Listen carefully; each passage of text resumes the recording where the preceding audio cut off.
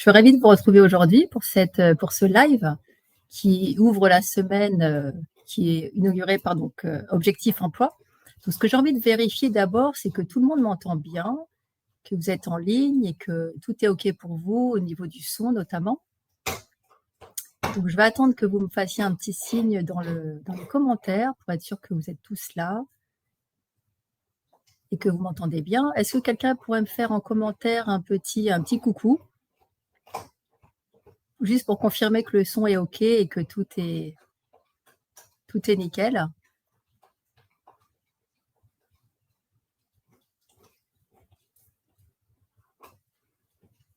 Cool, super, merci Pauline, merci beaucoup. Merci Sofiane, merci beaucoup.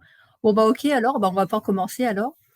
Alors du coup, donc je suis super contente de vous retrouver aujourd'hui, comme je vous disais, pour cet échange en direct. Et aujourd'hui, on va aborder une thématique qui me tient vraiment super à cœur, c'est de savoir quelle stratégie il faut adopter pour décrocher un job épanouissant. Alors vous allez me dire, pourquoi une stratégie? Parce que tout simplement, en fait, il y a pas mal de stress, hein, vous le savez bien, moi aussi je l'entends tous les jours, il y a pas mal de stress dans une recherche d'emploi. Et du coup, lorsque l'on stresse, lorsque l'on manque de temps, avoir une stratégie, c'est super important parce que sans stratégie, il est possible que l'on ne sache pas où on va, il est possible que l'on perde du temps et que quelques mois plus tard, si ça ne fonctionne pas, si la manière dont vous procédez n'a pas forcément fonctionné, du coup, le problème, c'est que vous pourriez être vraiment désespéré, très, très stressé et perdre confiance en vous. Donc, l'idée, c'est de vous donner une stratégie pour, d'une part, atteindre votre objectif de décrocher un job épanouissant et d'autre part, pour avoir un plan d'action et savoir comment vous orienter et comment mettre en place les actions les plus efficaces. Alors, vous allez voir, c'est un live qui va être assez dense. Donc, ce que je vous invite à faire dès à présent, c'est que si vous avez des questions, vous avez deux manières de faire. Vous pouvez les poser dans le chat, bien évidemment. Mais je devine déjà que je ne vais pas forcément avoir le temps de répondre à toutes les questions. Donc, gardez vos questions pour la fin. Comme ça, comme je vais peut-être avoir du mal à la fois à faire ma présentation et à la fois à répondre à vos questions, je vous invite vraiment à la garder pour la fin, au moment des questions-réponses. Donc, restez bien jusqu'à la fin. Et n'hésitez pas, si vous avez encore d'autres questions auxquelles je n'aurais pas répondu, n'hésitez pas à me contacter directement sur LinkedIn. Vous allez sur mon profil, il y a mon mail qui est indiqué dans le profil. Donc, n'hésitez pas à m'envoyer des messages par mail. Sur LinkedIn, en message privé, je répondrai à tout le monde. Ça va prendre peut-être un petit peu de temps, mais n'hésitez pas à le faire parce que je suis là pour ça. Et si je peux vous aider d'une manière ou d'une autre, j'en serais vraiment très, très heureuse. Donc, revenons à nos moutons. Donc, quelle stratégie pour un job épanouissant? Alors, selon moi, en tout cas, ça se passe en trois étapes, en fait. Donc, la première étape, c'est déjà de clarifier votre projet professionnel. Clarifier votre projet professionnel, vous allez me dire, est-ce que ça vient systématiquement dans toutes les recherches d'emploi? Moi, j'ai tendance à penser que oui, pour une raison simple. C'est parce que quand on est en recherche d'emploi, quand on est à la croisée des chemins, en particulier si on n'est pas satisfait de sa vie professionnelle, on a tendance à rêver d'une baguette magique qui nous permettrait d'avoir un job plus épanouissant. Donc moi, je vais vous donner deux méthodes que j'ai identifiées pour vous diriger vers ce poste en fait qui peut vous épanouir. La première méthode, c'est de partir, disons, on va dire de ce qui vous passionne. Alors attention avec le mot passion, vous allez voir, on va développer ça plus tard, mais c'est déjà de partir. Il y a quelqu'un qui me dit quelqu'un qui fait un commentaire pour me dire qu'il faut cliquer sur mon profil. OK. Bon, peu importe. En tout cas, n'hésitez pas à me dire si vous n'entendez pas, n'hésitez pas à me le dire en live pour pas que je parle dans le vide, accessoirement. Donc, je disais, la première méthode, c'est de partir de ce qui vous passionne. Donc, la première étape, je dirais, ce que je vous recommanderais, c'est vraiment de vous poser des questions de manière totalement libre, sans vous brider ni vous limiter, ne vous auto-censurez pas. La première étape, c'est de partir donc de ce que vous ne voulez plus. Ensuite, de vous poser les questions de ce que vous voulez, de ce qui vous motive, quelles sont vos valeurs, dans quel type d'entreprise aussi vous imaginez être plus épanoui, c'est-à-dire donc, ça pourrait être un grand groupe, une PME, une start-up. Donc, vous voyez, cette première étape que j'aborde très rapidement, il s'agit de se poser des questions de manière totalement libre. Et ensuite, dans un deuxième temps, ça c'est mon astuce personnelle, ce serait de vous demander en fait en quoi est-ce que vous souhaitez être meilleur. Alors vous allez me dire, je ne veux pas forcément être meilleur, moi je veux juste avoir un job plus épanouissant, mais vous allez voir, je vais préciser ma pensée. En quoi je veux être meilleur, ça veut dire en fait, est-ce que vous souhaitez être un meilleur professionnel? C'est-à-dire, est-ce que tout simplement, si vous identifiez que vous voulez être un meilleur professionnel, il va falloir vous diriger vers des entreprises qui vont vous permettre de développer tout votre potentiel, qui va vous permettre de continuer à apprendre. Ensuite, par exemple, est-ce que vous ne voudriez pas être un meilleur parent ou un meilleur citoyen? Vous allez me dire quel est le rapport. Mais le rapport, c'est que, ou bien même un meilleur sportif, vous allez me dire, mais quel est le rapport? Si vous voulez être un meilleur parent, un meilleur citoyen, un meilleur sportif, si c'est ce qui vous tient vraiment à cœur, dirigez-vous vers des entreprises qui vont vous permettre d'avoir un équilibre pro et perso, disons, favorable pour avoir des activités telles qu'un engagement citoyen, pour faire plus de sport, ce qui est des activités qui vous présentent des activités sur le lieu même du travail. Et quand je disais un meilleur parent, c'est tout simplement peut-être avoir plus de temps pour vous, pour vos proches. Et donc, tous ces paramètres-là, j'ai envie de vous dire, on n'est pas dans un monde idéal, mais il faut pas avoir le travers inverse aussi de toujours s'auto-limiter et de penser que tout est forcément sombre. Moi, je connais des candidats ou des gens en poste qui sont très, très heureux dans leur poste. Donc, ne vous désespérez pas. Il y a des entreprises et des DRH qui font des choses très bien. Ne pensez pas toujours que tout va mal parce que vous avez une mauvaise expérience. Ça existe encore. Les jobs épanouissants existent, croyez-moi. Tous les jours, je recrute même des candidats sur des postes où ils sont vraiment épanouis après. Donc, ne vous désespérez pas, ne faites pas de généralité parce que vous avez une mauvaise expérience récemment. Donc ça, c'est vraiment important de le garder en tête. Donc, si je continue dans mon cheminement sur le fait d'être une meilleure personne, on va dire, comme je disais, donc, est-ce que vous voulez être un meilleur partenaire de vie, tout simplement, c'est-à-dire un poste où vous êtes peut-être moins stressé au travail, avec moins d'enjeux, moins de pression, ce qui fait que quand vous rentrez chez vous, vous êtes plus agréable avec vos proches, votre partenaire, et ça vous fait une vie plus heureuse aussi, tout simplement. Ça peut sembler un petit peu abstrait ce que je dis, mais en réalité, on sait bien que c'est très, très… Les frontières entre le pro et le perso sont très, très, très poreuses, et que, évidemment, la plupart des gens que je connais, il y a beaucoup de candidats que j'accompagne qui sont des personnes qui sont très, très stressées dans leur travail et qui veulent absolument avoir une vie plus qualitative, en fait, à la maison. Donc, ça, c'était une façon de vous poser les questions sous un angle un peu nouveau. Vous pouvez aussi vous poser la question d'une autre façon, en vous disant, non pas est-ce que je veux être quelqu'un de meilleur, entre guillemets, mais est-ce que je ne veux pas avoir quelque chose de meilleur? Ça peut être tout simplement une meilleure rémunération, parce que ça pourrait commencer par là.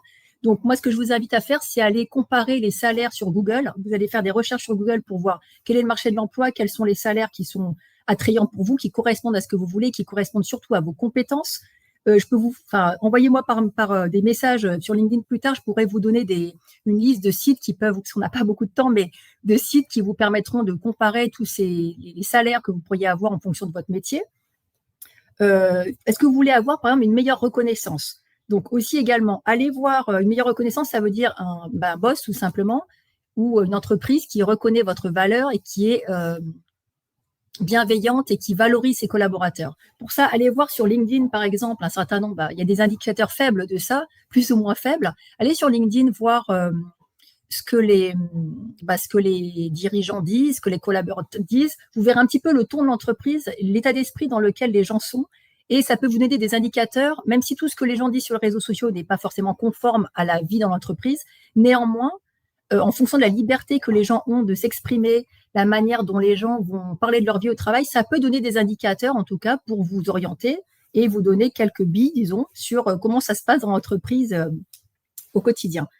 Donc, je disais, si vous cherchez aussi également, vous allez me dire un meilleur boss, ça c'est aussi un bon moyen d'être heureux au travail, parce que vous savez, il y a énormément de candidats qui quittent leur poste juste en raison des managers, en fait, et c'est ça qui est assez dramatique d'ailleurs, d'où l'intérêt d'avoir des formations pour les managers.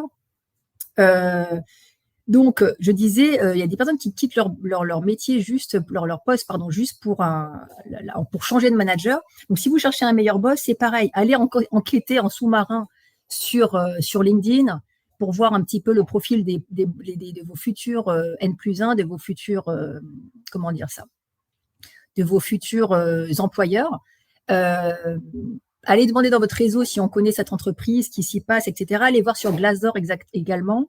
Là, je vois aussi qu'il y a quelqu'un qui me dit dans le chat qu'il y a aussi des très bonnes informations sur l'APEC. Effectivement, tout à fait, sur Glassdoor et l'APEC, il y a beaucoup d'informations qui pourraient vous être utiles, tout à fait.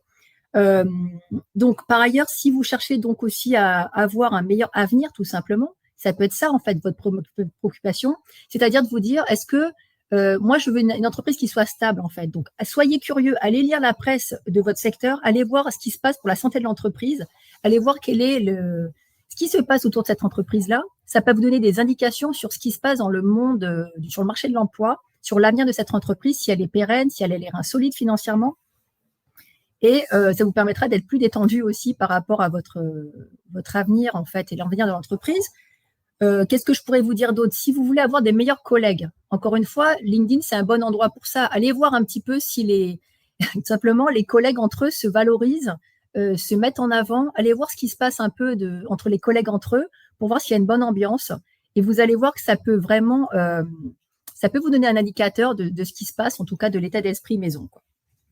Donc, une fois que vous avez posé toutes ces questions, moi, je vous invite à remplir un tableau. En fait, vous inscrivez toutes ces questions que vous vous êtes posées et ça vous permet d'avoir une sorte de portrait robot d'un poste que j'appelle le poste GLAD, comme par hasard. Donc, le poste GLAD, alors GLAD, c'est G comme goût, donc ce que vous aimez faire, ce qui vous apporte de la satisfaction au quotidien. Donc, en fait, dans cette partie-là, il faut vraiment recenser tout ce que vous aimez faire au travail ou ailleurs. Voilà. GLAD, donc elle, comme liberté. Moi, ce que j'aime vraiment dire et ce que je remarque au quotidien, c'est qu'il y a beaucoup de personnes qui sont malheureuses au travail parce qu'elles n'ont pas assez de liberté. Alors, vous allez me dire, on est là pour travailler, pas forcément pour faire n'importe quoi. Et c'est pas ça le propos que je veux avoir. C'est pour dire qu'avoir la liberté de voir ses enfants, de voir ses proches, d'avoir du temps pour soi, d'avoir la possibilité de se développer, d'apprendre encore et encore. Et donc, cette possibilité-là, en fait, cette liberté-là, elle fait que quand vous avez la liberté de vous développer, d'évoluer et de vous épanouir, tout simplement, c'est vraiment extrêmement important. Donc, pensez bien par rapport à toutes vos questions que je vous disais auparavant, de vous dire qu'est-ce qui fait que je vais vraiment avoir la liberté d'être complètement moi-même et de me développer au maximum de mon potentiel. Donc, dans la suite du GLAD, il y a le A, qui est donc A comme argent. Donc, en fait, c'est ce qui vous permet d'avoir tout simplement la rémunération que vous souhaitez. Quand je parle de ça, je veux dire par là qu'il faut avoir bien à l'esprit que la rémunération, c'est tout simplement, en fait, ce pour le quoi on vous paye en fonction de vos savoir-faire et vos savoir-être. Ce que je veux dire par là, c'est que parfois, malheureusement, on a un souhait de rémunération qui est par rapport à nos besoins dans la vie. Et malheureusement, en fait, on a en tant que candidat une valeur sur le marché qui dépend de nos compétences. Et malheureusement, en fait, on est un petit peu contraint d'être, bon, comme sur un marché, en fait, d'échanger nos compétences en contrepartie d'une rémunération. Donc, n'oubliez jamais que la personne qui est en face de vous, elle a un besoin, c'est donc un recruteur ou une entreprise, et qu'ils ont vraiment ce souci-là d'avoir que ce soit gagnant-gagnant. Donc, par rapport à cette souhait de rémunération, encore une fois, développez vos compétences. Allez voir par rapport aux compétences que vous avez ou celles que vous pouvez transférer dans un autre poste. Allez voir comment c'est transférable d'un poste à un autre si vous reconvertissez. Allez voir en fait sur le marché combien sont évaluées ces compétences. Encore une fois, je vous envoie des outils pour ça par message. N'hésitez pas à le faire. Et enfin, le D de GLAD, je dirais, c'est le don. C'est-à-dire, qu'est-ce que vous feriez gratuitement si vous gagnez au loto demain? Alors, vous allez me dire peut-être que vous allez partir à Ibiza et puis arrêter de chercher un travail. En tout cas, quand on est vraiment bien dans son poste, on peut quand même s'imaginer d'une manière de près ou de loin, même à titre bénévole, faire ce qu'on aime faire au quotidien, vous voyez. Et donc, c'est un bon indicateur aussi de savoir qu'est-ce qui vous anime vraiment, qu'est-ce qui fait que vous allez vraiment être heureux dans votre vie et qui fait que si ça peut se traduire dans votre métier, mais foncez, parce qu'en fait, il y a toujours un moyen de faire concorder ses intérêts, ses compétences et le marché de l'emploi. On a vraiment de la chance aujourd'hui, il y en a beaucoup de visibilité sur ce qui se passe. Il faut être curieux, il faut être agile et vraiment, il y a des possibilités pour chacun d'avoir sa place, de trouver sa place et de s'épanouir à un moment ou à un autre de sa carrière. Et donc justement, pour finir juste avec cette histoire du don, en fait, c'est là où le sens et l'impact ont vraiment leur intérêt. Là, je vois Magali Morel qui me dit qu'il y a aussi le site Job That Makes Sense aussi, qui est très intéressant. Effectivement, c'est aussi un site très intéressant qui permet d'avoir des jobs à impact. Donc ça, c'est vraiment un super conseil, merci. Et donc, tout ce que je vous dis là, en fait, c'est vrai que c'est pas forcément, je vais y arriver, c'est pas forcément facile de si vous voulez faire ce travail-là tout seul. Donc, il y a des professionnels qui peuvent vous accompagner pour ça et qui sont vraiment très, très bien. J'en connais plein, parmi mes proches et sur LinkedIn, c'est facile d'en trouver. Donc, trouvez la personne qui vous inspire, en qui vous avez confiance et qui vous comprend. Et vous allez voir, ça va vraiment vous faciliter la vie. Donc ça, c'était la première méthode. Et pardon, je parle très, très vite parce que j'ai plein de choses à vous partager aujourd'hui. Donc la première méthode, c'était de partir de ce qui vous passionne, de ce qui vous intéresse. Et alors, il y a une deuxième méthode dont on ne parle pas forcément beaucoup, c'est de partir du marché de l'emploi. Alors, ça s'appelle, moi j'appelle ça l'approche par la compétence, c'est-à-dire que on peut trouver du plaisir à son travail grâce à une pratique excellente de ce que l'on fait. Alors, ce que je viens de dire là, c'est pas forcément moi qui l'ai inventé en fait. C'est tout simplement Cal Newport qui a écrit un livre. Je vous l'ai même amené pour que vous voyez de quoi il s'agit. Regardez, vous voyez, c'est So Good They Can't Ignore You. Dans ce livre, Cal Newport, qui est lui-même un professeur de l'université de Georgetown, il a présenté l'argument en fait que contrairement à ce que beaucoup de gens disent, à savoir il faut aller chercher sa passion pour être heureux, lui, il dit que c'est une erreur de faire ça en fait. Il dit que l'erreur, c'est de se concentrer sur ses passions. À la place, il dit qu'il vaut mieux identifier des compétences qui ont de la valeur sur le marché et devenir un expert dans ces compétences.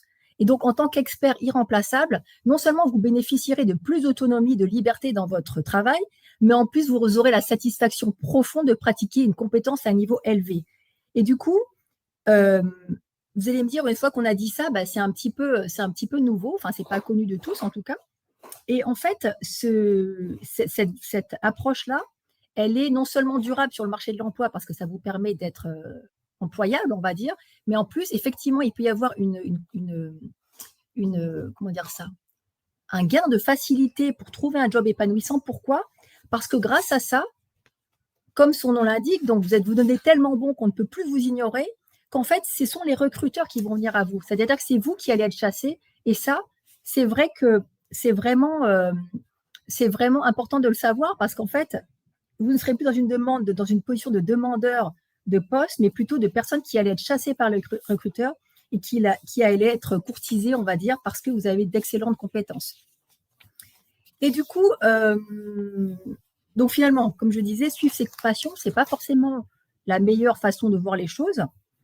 Ce qui compte, c'est plus d'avoir un capital carrière et du coup, ça vous permet de réussir et de gagner en contrôle aussi sur votre vie. C'est-à-dire que finalement, ça peut sembler basique et ça fait un petit peu les conseils que nos parents pouvaient nous donner en fait, mais finalement, c'est vrai que les compétences et le travail bien fait sont des clés pour réussir. Vous voyez, c'est vrai qu'on a tendance moi je reviens toujours à ces fondamentaux-là, malgré tout, on a quand même, si on a des compétences rares et recherchées, ça offre tout simplement mécaniquement des bonnes opportunités d'avoir un meilleur salaire et une bonne position dans une entreprise. Donc voilà, c'est ça que je voulais vous partager aujourd'hui. Et alors donc, si on va plus loin, vous allez me dire, mais en fait, ok, alors moi je veux faire comme Cal Newport et j'ai envie de, comment dire ça, j'ai envie d'avancer sur cette voie-là. Ok, moi je vais me développer par les compétences. Donc moi en fait, ce que je peux vous dire, c'est que il y a récemment c'est la rédaction en chef de LinkedIn qui a fait une super étude qui s'appelle Jobs, je vais y arriver, Jobs on the Rise 2023. Et vous pouvez, si vous voulez, si vous la trouvez plus, je peux vous la envoyer par message aussi, toute l'étude. Et en fait, elle indique en fait tous les postes qui sont en tension et surtout qui sont hyper recherchés en 2023. Et en fait, il y a aussi bien des growth marketers que des consultants en développement durable, que des gens qui font de la cybersécurité, que des ingénieurs en fiabilité de site. Regardez bien ce qui vous intéresse. C'est pas forcément exhaustif, mais ça vous donne quand même un top, je ne sais plus combien, 25, je crois, des postes qui sont hyper recherchés et qui vous permettent, vous, soit de vous reconvertir, soit de développer encore plus vos compétences dans ces secteurs-là. Donc, n'hésitez pas à aller faire un tour sur cette étude-là. Allez voir aussi, il y a d'autres sites qui existent qui s'appellent Merci Bobby ou bien, par exemple, My Job Glasses. Vous pouvez aller voir dessus. Il y a vraiment pas mal de professionnels qui vont donner en fait leur avis sur leur métier en fait, et ça va vous permettre de voir un petit peu dans la réalité du métier ce qui se passe derrière, enfin quels sont les avantages, inconvénients. Renseignez-vous aussi sur les formations si vous n'avez pas toutes les compétences, parce que c'est vrai que au-delà de, comme toujours, je reviens toujours aux fondamentaux, c'est-à-dire que sans ces compétences-là, ça va être difficile d'être épanoui parce que vous serez peut-être toujours dans une situation où vous êtes un petit peu le challenger par rapport aux personnes qui ont déjà acquis les compétences. Donc, n'hésitez pas à vous former, enfin toute la vie d'ailleurs, c'est valable pour toute la vie et pour nous tous d'ailleurs. N'hésitez pas à vous former, soyez curieux, allez enquêter sur ces compétences rares et précieuses qui feront que les recruteurs dérouleront vraiment le tapis rouge pour vous, enfin devant vos pieds, quoi. Donc voilà, ça c'était pour ce qui concernait, selon moi, la première étape qui consiste donc à clarifier son projet professionnel. Alors, ce travail-là, il peut prendre plus ou moins de temps. Je vous dis, il y a des gens qui ne font que cet accompagnement-là auquel vous vous adressez. Moi, je le fais aussi pour les personnes que j'accompagne, mais bon, il y a aussi d'autres personnes qui peuvent le faire tout aussi bien. Donc ça, c'était donc tout simplement pour la première partie de ce chemin qui va vous permettre de décrocher un job épanouissant. La deuxième étape, et là, elle est vraiment, elle est valable dans toutes les situations, c'est tout simplement de savoir comment vous allez décrocher plus d'entretiens. Parce qu'une fois que vous avez identifié votre job qui est GLAD, on va dire, là, il va falloir savoir comment on va décrocher plus d'entretiens. Et pour décrocher plus d'entretiens, en fait, déjà, il faut être sûr par rapport à ce que vous avez établi comme étant votre projet professionnel idéal. Il va falloir postuler au bon endroit. C'est-à-dire qu'il va falloir un petit peu être, observer en fait ce qui se passe. Par exemple, ne serait-ce que dans l'annonce. Si vous répondez à une offre, regardez un peu le ton de l'annonce. Allez lire aussi sur les articles LinkedIn ce que racontent encore une fois, toujours la même chose, faites de l'enquête de la veille même, en sous-marin, pour voir ce que disent les dirigeants, ce que disent les collaborateurs, combien les personnes restent en poste aussi. Observez un petit peu le turnover ou pas qu'il y a dans certaines entreprises. Ça peut vous donner des indicateurs de la bonne santé de l'entreprise, de la bonne ambiance qui y règne. Alors, on est d'accord que c'est pas une science exacte, c'est-à-dire que c'est comme dans la vie, quand on postule quelque part, on peut pas avoir de garantie à 100% que tout va être parfait. Parce qu'entre ça demande du temps en fait de connaître les gens et les entreprises. Et c'est la personne qui va vous dire, il y a une baguette magique qui va vous donner le poste idéal de rêve et tout, ce sont des menteurs. Ce sont des menteurs parce que la vie fait que, en réalité, on peut chercher à s'orienter, augmenter ses compétences pour apprendre à mieux s'orienter, mieux se valoriser. Mais il y a toujours une part d'imprévu dans la vie et c'est ça qui fait aussi le sel de la vie, qui fait que on a parfois des surprises en fait. Donc voilà, c'est pour vous dire que les gens qui vont vous promettre de trouver le job idéal en un claquement de doigts, on peut vous aider, on peut vous orienter, on peut vous faire gagner en compétences pour mieux communiquer avec vous-même et avec les autres, mais faites attention aux vendeurs de rêves en fait, tout simplement. Donc je reviens en fait de décrocher plus d'entretiens. Donc pour décrocher plus d'entretiens, il faut bien comprendre une chose. Et ça vraiment, c'est la recruteuse qui parle là pour le coup. C'est que moi, je comprends que vous, en tant que candidat, vous êtes en tension de trouver un poste et vous avez le problème suivant qui est de trouver un emploi, de trouver un nouveau challenge. N'oubliez pas que le recruteur aussi, il a un problème en fait, contrairement à ce qu'on imagine. Il n'est pas là juste pour, en position haute et vous seriez le seul à avoir un problème. Le recruteur, lui aussi, a un problème et c'est vous la solution, vraiment. Donc, qu'est-ce que je veux dire par là? C'est que un recruteur, vous avez peur quand vous allez en entretien, vous avez peur de ne pas trouver un emploi, vous êtes stressé. Mais nous, les recruteurs, on a aussi peur.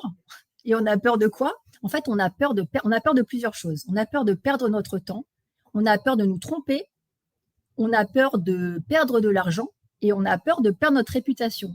Donc, j'explique un petit peu rapidement. Perdre du temps, c'est-à-dire qu'on pourrait très bien rencontrer des candidats, lui faire passer un entretien et en fait, on va prendre connaissance de candidatures qui ne sont pas du tout adaptées au poste. Ce que je veux dire par là, c'est que le travail qu'on demande souvent aux candidats d'affiner des lettres de motivation, des CV, etc., c'est pas simplement par cruauté, juste pour faire perdre du temps aux gens. C'est que vraiment, le temps passé à qualifier en fait des candidatures, c'est un temps qui est utile et qui peut être passé à intégrer mieux, par exemple, d'autres candidats. Et du coup, c'est très important de considérer que vous n'avez pas envie de perdre de temps, comme le recruteur n'a pas envie de perdre de temps. Donc, si vous voulez résoudre ce problème-là du recruteur, il faut lui apporter sur un plateau, comme je dis souvent, les informations dont il a besoin pour qu'il puisse rapidement prendre connaissance de votre valeur ajoutée, en fait. Par ailleurs, il a peur de se tromper, il a peur de faire une erreur, en fait, et si vous voulez, de pousser un candidat qui finalement ne sera pas heureux en poste et qui va finalement partir. Donc, il a peur de se tromper. Il a peur de perdre de l'argent. Par exemple, les recruteurs indépendants, lorsqu'ils ne font pas leur recrutement, ne sont pas payés. Sachez-le en tant que candidat que, en fait, le recruteur aussi, il a intérêt à ce que vous aussi, vous soyez recruté, que ça se passe bien. Et enfin, ils ont peur de perdre leur réputation parce que si on fait de mauvais recrutements, finalement, la valeur du recruteur et du coup diminue, si on peut dire la valeur perçue et la valeur en tant que professionnel. Donc, sachez que nous aussi, en tant que recruteurs, on a aussi des problématiques aussi et des peurs et des problématiques à résoudre. Donc, vous, en tant que candidat, quel est le rapport avec vous? En quoi ça vous concerne? Ça vous concerne parce que votre boulot à vous, je dirais même votre unique boulot de candidat, et retenez ça parce que vraiment, je trouve que c'est simplissime, mais il faut bien le savoir, c'est de rassurer le recruteur.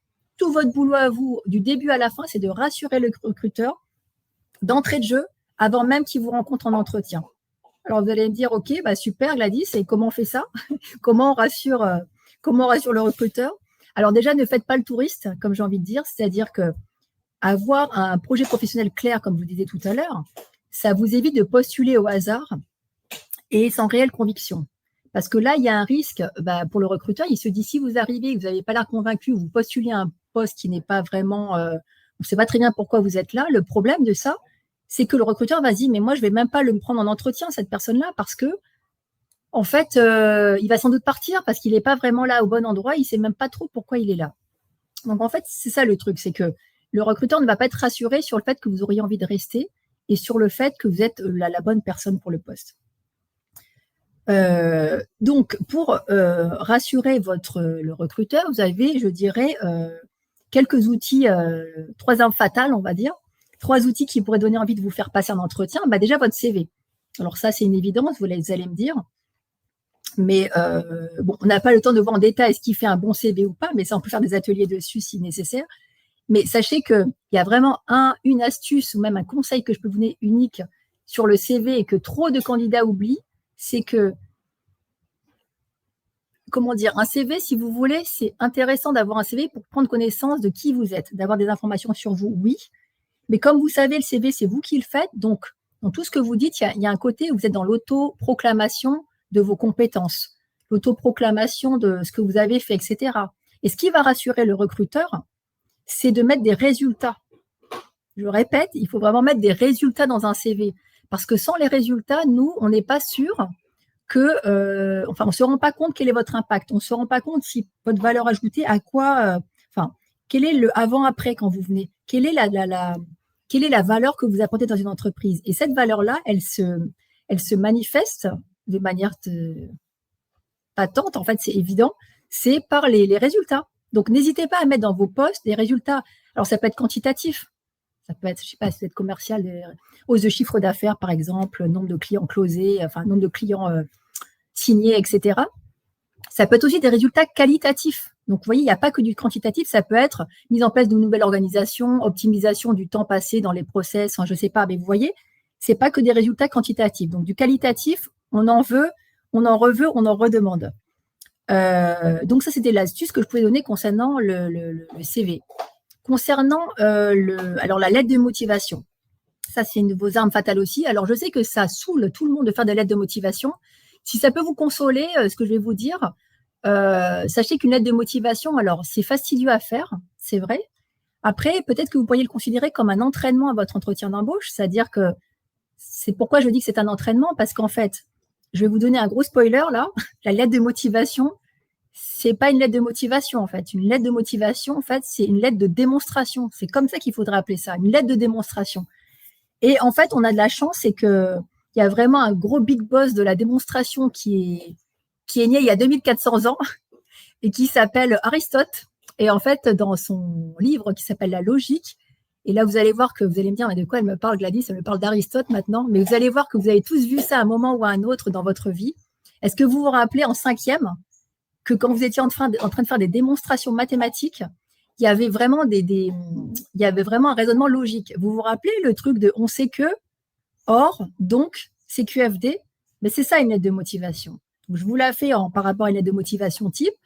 on sait que l'entreprise X ou Y recherche un professionnel qui a fait telle ou telle chose, a telle ou telle problématique, rencontre tel ou tel enjeu. Or, je suis la bonne personne parce que j'ai telle compétence, j'ai tel parcours, j'ai obtenu tel résultat, j'ai tel savoir-être et telle qualité.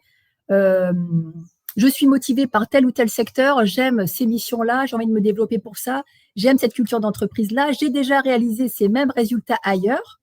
Donc, une collaboration est possible entre nous et serait tout à fait fructueuse. Vous voyez, c'est QFD en fait. Donc, n'oubliez pas que la lettre de motivation, c'est pas pour dire à quel point vous êtes motivé. C'est vraiment pour, encore une fois, rassurer le recruteur sur le fait que vous avez des arguments à apporter pour justifier que c'est vous qu'il faut choisir et pas un autre. Donc, ça, c'était la deuxième arme fatale. Après le CV et la lettre de motivation, vous avez aussi votre profil LinkedIn. Alors, je sais que le profil LinkedIn, il y en a qui sont très experts de ça, ils le font naturellement. Mais il y a beaucoup de personnes encore qui n'osent pas, je ne sais pas pourquoi, parce que c'est quand même un outil gratuit qui est là pour tous, où vous pouvez quand même mettre, moi j'appelle ça la boutique. Le profil LinkedIn, c'est votre boutique. Donc, soyons clairs. Vous voyez, quand vous voyez une boutique complètement délabrée, vous n'allez pas rentrer dans la boutique. Et bien là, c'est pareil. Le profil LinkedIn, c'est votre vitrine, c'est votre boutique. Donc, au minimum, il faut vraiment que votre profil LinkedIn reflète votre parcours, vous mettre en valeur, explique très rapidement quelle est votre proposition de valeur unique et ce qui fait qu'on va vous recruter vous plutôt qu'un autre. Donc, vous voyez, prenez le temps de le faire et notamment parce que nous, les recruteurs, on fait aussi autre chose, c'est qu'on a tendance, quand on reçoit un CV, enfin, tous mes amis recruteurs le font, enfin, sauf erreur de ma part, ils vont aller voir sur LinkedIn quel est le profil de la personne. Pourquoi? Parce qu'un CV, c'est assez réduit, on ne peut pas tout dire. Donc, en fait, on va peut-être voir le profil LinkedIn pour voir s'il n'y a pas des informations complémentaires, si les choses sont concordantes, si on ne va pas découvrir d'autres choses que la personne a publiées ou, je ne sais pas, un centre d'intérêt qu'elle aurait. Et du coup, ne doutez pas une seconde que tous 100% des recruteurs sont sur LinkedIn et vont voir votre profil LinkedIn. Donc, dans votre stratégie pour décrocher un job épanouissant, si jamais vous mettez toute votre attention sur la lettre de motivation et le CV et vous délaissez votre profil, le problème de ça, c'est que dans le côté élan naturel où on va aller vers vous, paf, il y aura un moment, tac, ça va se casser et on va se dire, mais ouf, c'est bizarre, dans son profil, il a l'air un petit peu de ne pas dire la même chose que dans son CV. Ou, dans son, qu'est-ce que je pourrais vous dire d'autre? Dans sa photo de profil LinkedIn, il a une photo, on dirait qu'il est à la plage. Et je ne sais pas si c'est bien rendu compte que le LinkedIn, c'était quand même aussi un lieu professionnel, enfin une plateforme professionnelle, quoi. Donc, il y a toute une série de choses qu'on peut dire encore sur LinkedIn, mais sachez que ça, le profil LinkedIn, au minimum, c'est ce que vous devez faire. C'est votre boulot de faire ça, d'avoir une boutique attrayante où on a envie d'aller et on a envie de vous contacter. Et ensuite, une fois que vous avez ces outils-là, par quel canal vous allez contacter les recruteurs? Déjà, tout simplement en postulant par des offres, ça c'est le b.a.-ba, mais je le redis parce qu'en fait, un autre point aussi, postuler à des offres pour lesquelles vous êtes compétent et pour lesquelles vous pensez pouvoir être le bon candidat. Je dis ça parce que étonnamment, je vous assure, je reçois parfois des candidatures de personnes qui ne sont pas du tout, mais pas du tout, de près ou de loin, adaptées au poste, quoi. Et je vous dis ça parce que si vous le faites pour vous rassurer, je comprends, parce que la recherche d'emploi, c'est stressant, mais ne faites pas ça pour vous-même parce que ça va vous faire perdre du temps. Ne postulez pas de manière automatique sans regarder ce qui se passe parce que, en face, je veux dire, parce que vous allez perdre du temps, vous allez recevoir que des noms ou des silences et après, vous allez être désespéré parce que vous allez vous dire personne ne veut me recruter. Alors que peut-être qu'il faut parfois prendre un peu plus de temps, même si c'est stressant de se dire je passe ce temps-là à faire ça et accepter de mieux cibler, on va dire, les entreprises auxquelles vous postulez. Qu'est-ce que je pourrais vous dire d'autre? Oui, donc vous pouvez aller donc pour postuler à des offres en ligne, aller sur les job boards classiques, sur Indeed par exemple, ou enfin il y en a plein d'autres. C'est pas ce qui manque aujourd'hui, les job boards ou les offres d'emploi aussi sur LinkedIn. Vous pouvez y aller. C'est plutôt bien fait. En plus, je te donne un petit hack.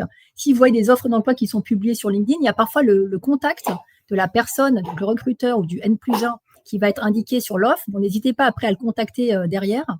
Peut-être que tout le monde va me détester que je dise ça, mais si, il faut contacter les gens aussi en plus de postuler via la plateforme pour pouvoir avoir un contact avec la personne et se démarquer davantage.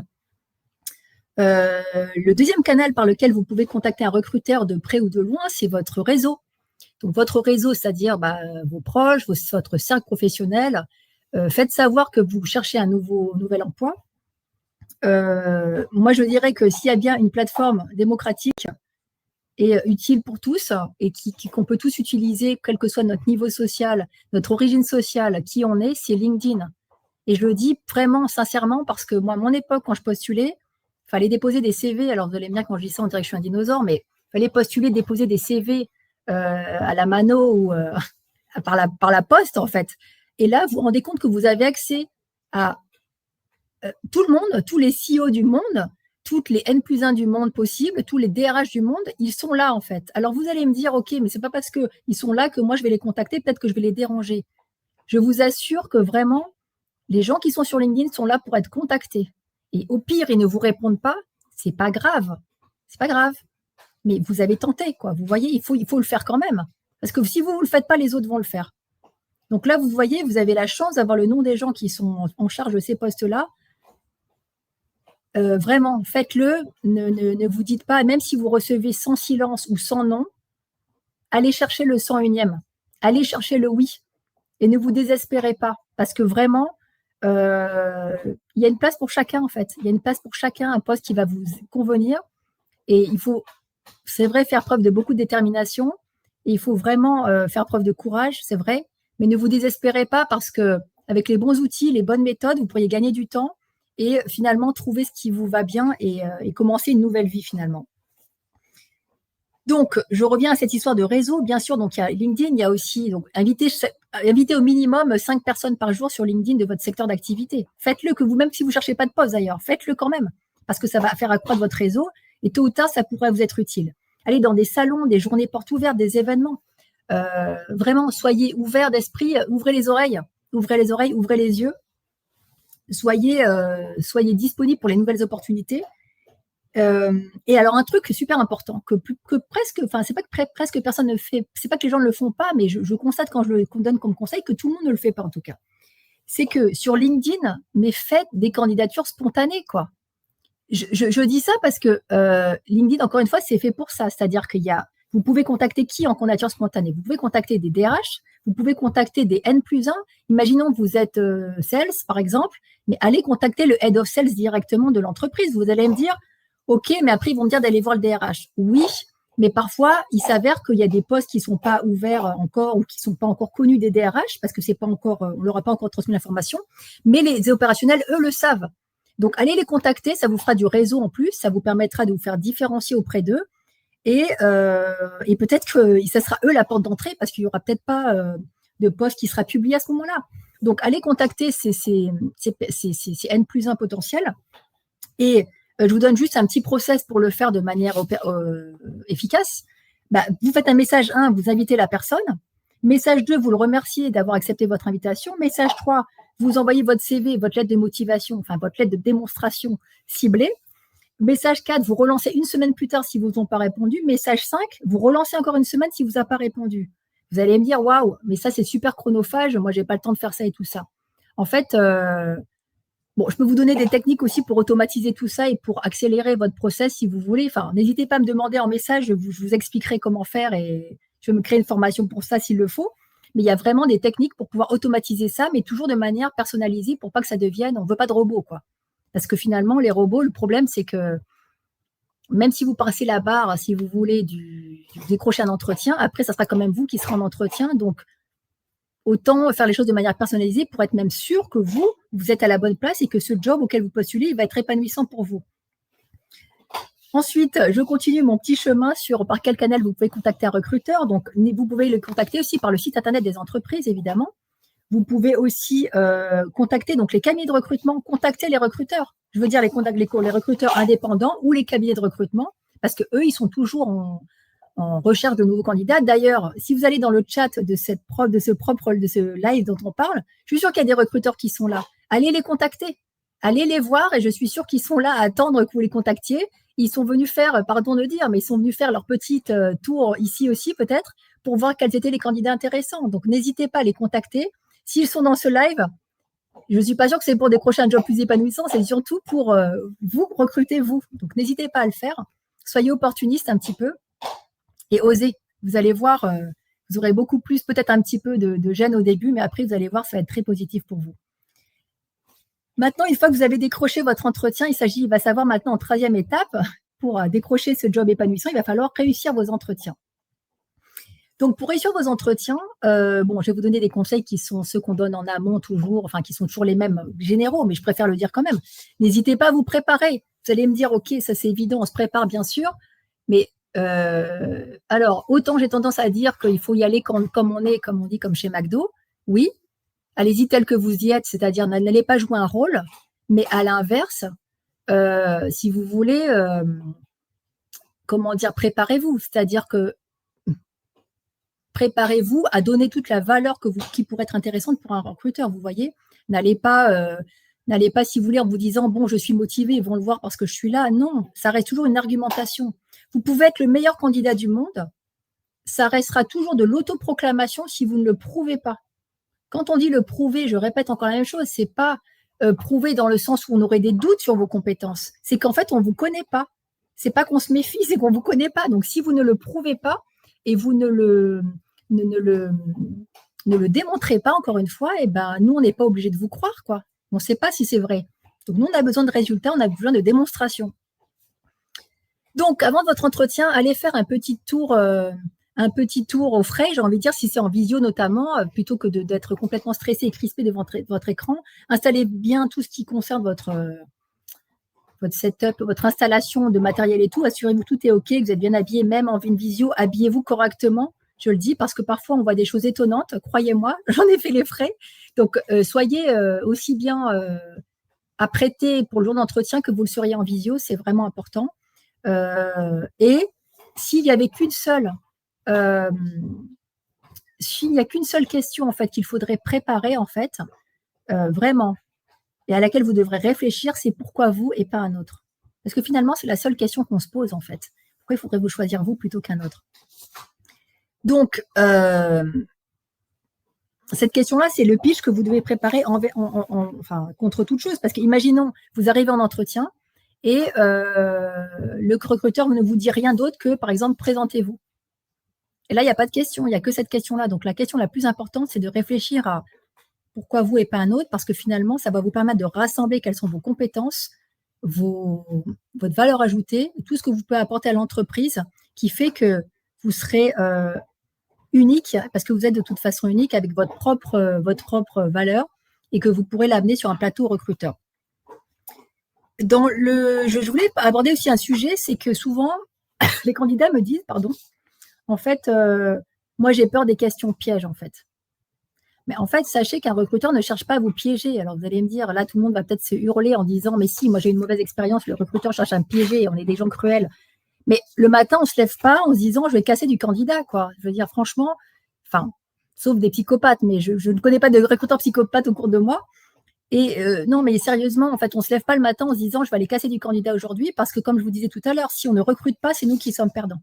Donc, nous, on a envie que ça se passe bien. À la base, on arrive dans l'entretien. Notre rêve ultime, c'est que ça se passe bien et que la personne, elle soit là, motivée avec les bons arguments et qu'on soit enchanté de cet entretien. Vraiment, je vous assure. Nous aussi, on veut que ça se passe bien.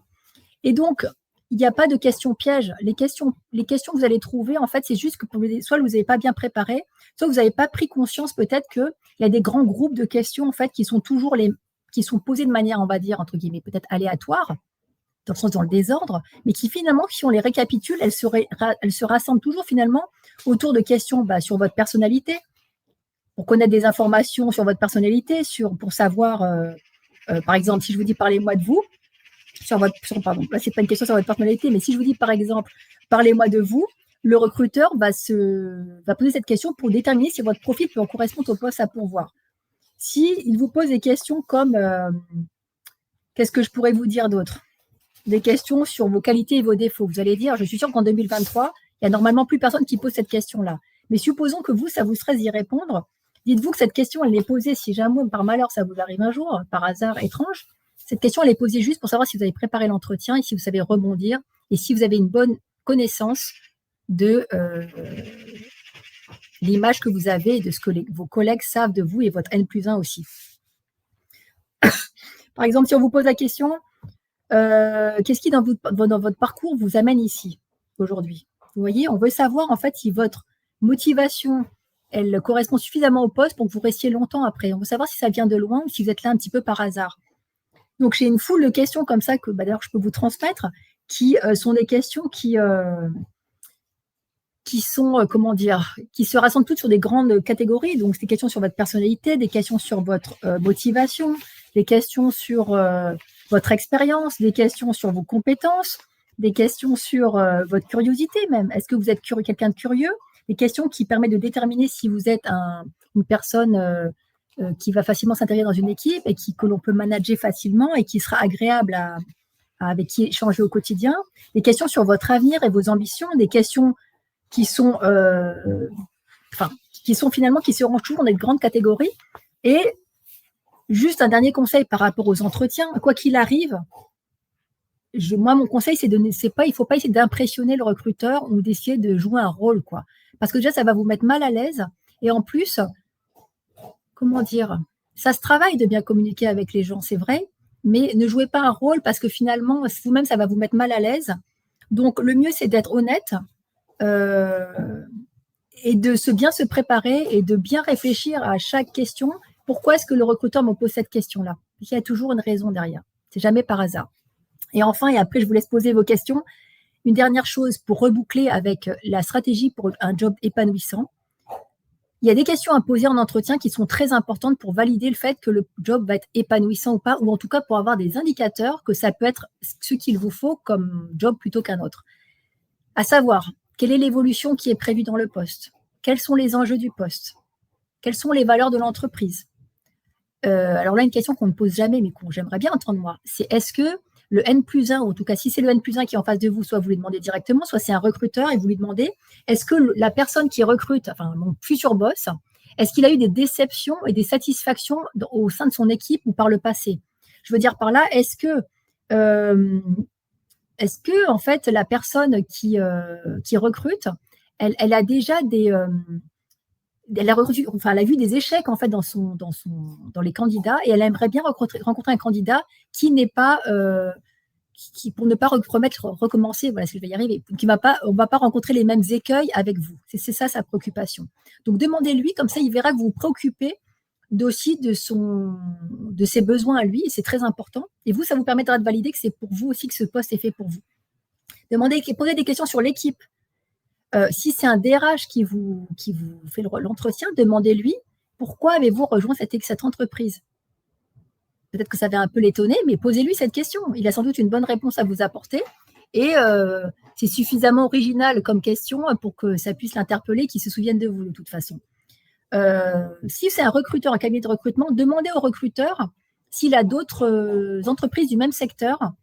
Et si oui, quel est le point différenciant entre cette entreprise-là et les autres, en fait? Parce que lui aussi, il a sans doute la réponse de qu'est-ce qui fait que dans cette entreprise-là, il y a une meilleure ceci ou cela, ou il y a un point différenciant qui peut vous intéresser. Demandez bien quel est le contexte du recrutement. C'est-à-dire vraiment, est-ce que c'est un remplacement? Est-ce que c'est une création de poste? Est-ce que c'est un départ de quelqu'un? Est-ce que je ne sais pas, vous aurez toujours, peut-être qu'on ne va pas vous répondre concrètement sur le fond de pourquoi il y a un recrutement, mais en tout cas, poser la question, ça vous permettra sans doute d'avoir comment dire ça, des réponses en tout cas. Bien sûr, adaptez vos questions à l'interlocuteur, évidemment, ne posez pas toutes ces questions-là à tout le monde, et adaptez quand même tout ça, bien sûr, à la personne. Et si, en fait, comment dire ça, si vous cherchez donc à avoir un job épanouissant, ce que vous pouvez faire aussi, c'est de demander au manager s'il est en face de vous, quel serait votre N-1 idéal. Pourquoi? Parce qu'en fait, tout simplement, si vous voulez, c'est important pour vous que vous sachiez quelles sont les attentes de votre futur boss pour savoir si vous, par rapport à ce que vous avez à proposer, si ce que vous proposez, ça va être comment dire, quelque chose qui va vous épanouir vous, ça va être quelque chose qui va répondre aux besoins du recruteur ou du N+1, et du coup, ça va vous permettre d'être sûr qu'il y a un bon match entre les deux. Et ce bon match-là fait que souvent, ça permet d'être épanoui, en fait. Donc voilà, en fait, donc j'étais assez longue et assez bavarde, mais n'hésitez pas si vous avez des questions à me poser. Alors, il y a... Attendez, je vais... je vais me mettre là. Alors, attendez, je fais une petite manip.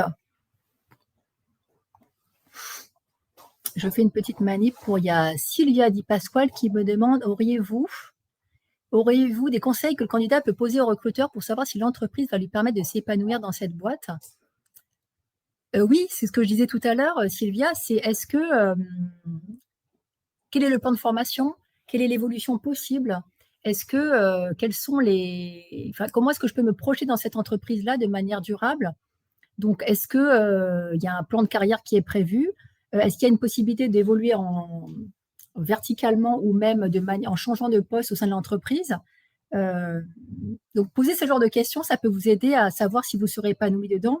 Si dès le départ, vous avez bien identifié quels étaient vos besoins, n'hésitez pas à formuler les questions, c'est-à-dire à poser des questions, ne serait-ce que sur les horaires, sur la manière dont le reste de l'équipe, quel est l'état d'esprit du reste de l'équipe, pour voir si ce serait pour vous facile de vous y intégrer et si ce serait un endroit où vous pourriez être épanoui et où tout ce qu'on a à vous proposer correspond à vos attentes, en fait. Donc, c'est un peu du cas par cas, en fait. C'est-à-dire que ça dépend vraiment en amont ce que vous avez déterminé comme étant un projet épanouissant pour vous, en fait. Il y a quelqu'un qui me demande s'il y aura un replay. Oui, bien sûr, il y aura un replay. Donc voilà. Il y a quelqu'un qui me dit, alors, on nous vend parfois un poste dans une entreprise et la réalité est tout autre à l'arrivée, mission, équipe, ambiance, et c'est compliqué à décider en entretien. Oui, alors ça c'est vrai. Malheureusement, il y a toujours des espèces de, comment dire ça, de malhonnêteté, en fait, tout simplement, oui, de la malhonnêteté entre ce qu'on vous vend et la réalité.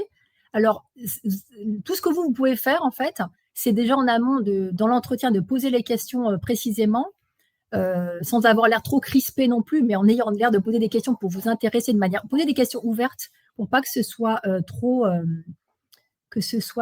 comment dire ça, comme si vous étiez crispé d'avance, en fait. Essayez l'air ouvert et détendu quand vous posez ces questions, mais posez vraiment des questions vraiment sur la définition du poste, des missions, des enjeux, comme je vous disais tout à l'heure.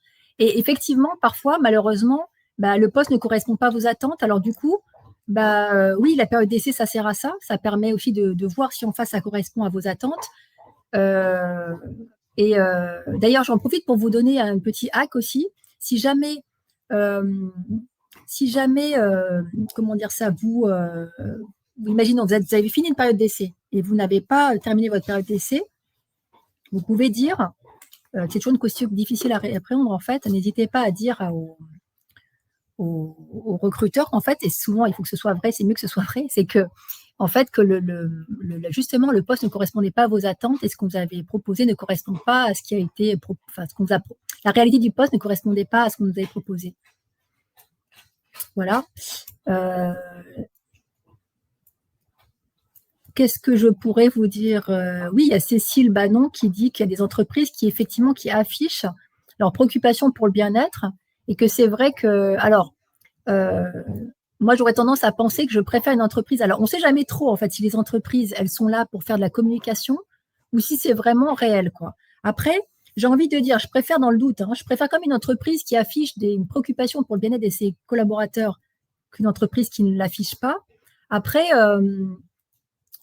encore une fois, essayez de vous renseigner auprès des collaborateurs eux-mêmes. N'hésitez pas peut-être à aller contacter des gens de l'entreprise, peut-être pas dans l'équipe directe, mais peut-être dans d'autres services, pour voir ce qui se passe dans cette entreprise-là. Allez faire mettre une petite enquête sur l'entreprise. Je veux dire, quand je dis ça, c'est de manière légère, on est d'accord. Hein. Donc voilà, quoi.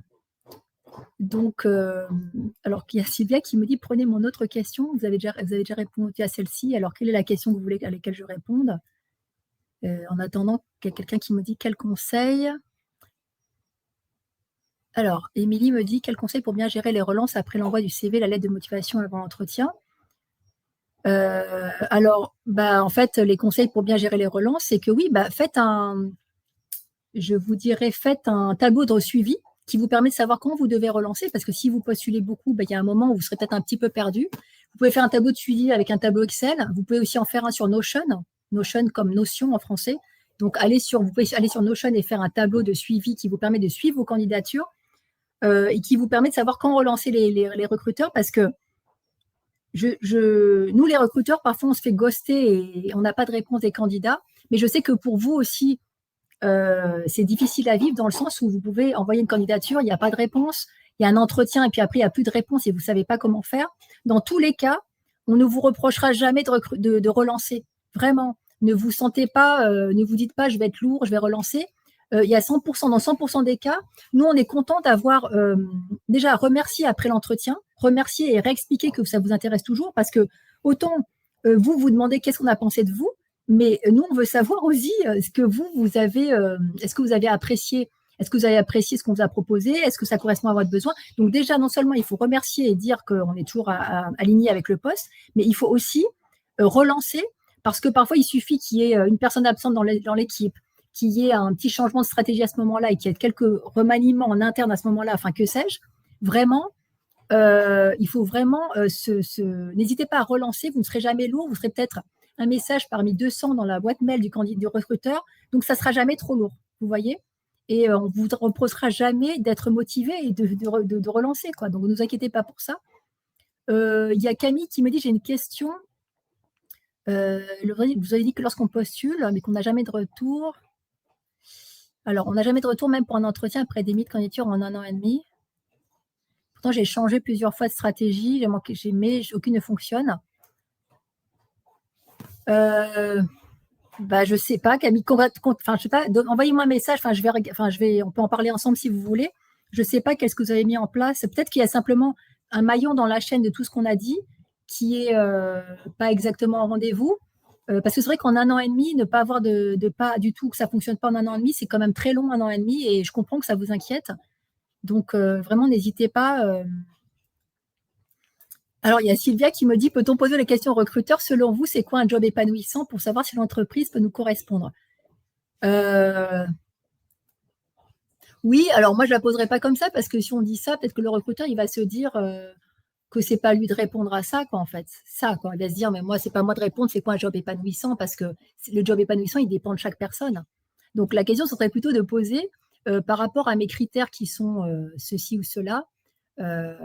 Moi, voilà mes attentes, voilà mes aspirations, voilà la valeur que je peux apporter à une entreprise, et voilà mes souhaits par rapport à ce que j'estime être un poste épanouissant. Et là, vous pouvez le poser comme ça, mais lui demander à lui comme ça, c'est quoi un job épanouissant, je trouve que ça serait un peu bizarre, parce que moi, si on me posait la question en tant que recruteuse, là, pour le coup, je prends la casquette recruteuse, je serais un peu, je dirais, bon, ma définition à moi, elle ne concerne que moi, en fait, tout simplement. Alors, l'observation, il y a Christophe qui me dit que même si on relance par rapport à nos candidatures, l'entreprise recruteuse ne joue pas le jeu d'avoir un vrai retour de la non-sélection. Oui, ça c'est vrai que c'est un problème, mais il y a plusieurs raisons à ça. Alors, il y a c'est un vaste sujet de pourquoi on n'a pas de réponse et pourquoi on n'a pas de réponse et on ne sait jamais pourquoi. Alors, comment dire? Disons que les recruteurs, il y a différentes situations. Il y a des recruteurs qui sont dans des situations, et alors vous allez me dire, vous allez hurler quand je vais vous dire ça, mais des recruteurs qui n'ont pas en situation d'avoir le temps de vous répondre, parce que, alors vous allez me dire, je défends les recruteurs, mais je vous explique juste la réalité du travail comme il y a derrière. Vous, c'est vrai que vous avez pris le temps de postuler, ça vous a pris un morceau de votre vie de faire ça, de l'énergie, et je comprends très bien que vous disiez, mais moi j'ai pris le temps de m'intéresser à eux, de poste, et j'ai postulé, j'ai pris 1 heure de ma vie pour faire ça, et puis il ne peut pas prendre 5 minutes pour me répondre, pour me dire pourquoi j'ai pas de retour, de réponse, pourquoi j'ai pas été pris, et vous considérez ça comme un manque de respect. Oui, dans l'absolu, c'est un manque de respect, mais les raisons pour lesquelles vous n'avez pas de réponse, ça peut être simplement que le recruteur n'a pas eu le temps, le recruteur dans son entreprise, malheureusement, on l'incite plus à faire de l'acquisition, entre guillemets, de candidats qualifiés, je dirais, au détriment de la fidélisation et de la marque employeur. Ça veut dire qu'en fait, au lieu de se préoccuper du fait de l'image que ça donne, de ne pas avoir de réponse auprès des candidats, et ben on va plutôt dire au recruteur, nous, ce qui compte pour nous, c'est que tu nous trouves le bon candidat. Donc, face à cet arbitrage-là, le recruteur, il est un peu coincé, et donc, il va prioriser le fait de recruter de nouveaux candidats plutôt que de fidéliser ou de donner une bonne image à la personne qui a postulé. Par ailleurs, la difficulté, c'est que parfois, quand on donne des réponses, quand comment dire ça? Il y a des gens qui le font très, très bien et qui donnent des réponses très, précises et argumentées sur les raisons pour lesquelles, vous n'avez pas été pris. Ça, c'est très bien et j'en connais qui le font et je sais que les candidats adorent ça, à juste titre, parce que c'est toujours utile.